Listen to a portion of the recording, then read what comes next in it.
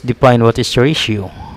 A ratio, a certain relations between two numbers expressed in terms of quotients. So let's have an example of ratio given the expression of two numbers which can be read 2:3. And this expression is equivalently to 2:3 is equal to 2 divides 3, and this is also equal to 2/3. So we have another example, 12:10 is equal to 12/10.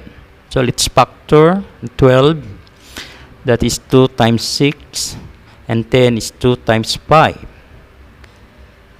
Then we're going to cancel the same number.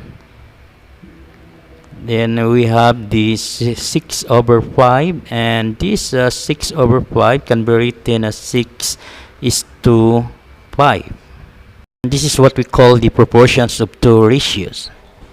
So the determinations of the proportions equality between two ratios. And we have the example that 12:10 is equal to 6:5. And we have an example for proportions in finding the missing term. Given the two ratios here, 4:x is equal to 6:7.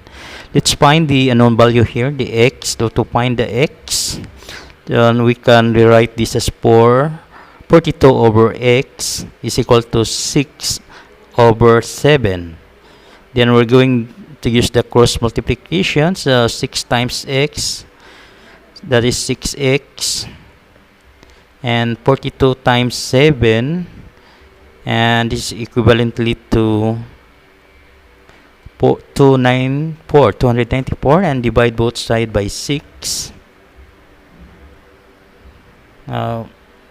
Then we're going to cancel 6, bring down x, then divide 294, divide 6 is 49. So the value of x is 49. Then this is the presentation of ratio and proportion.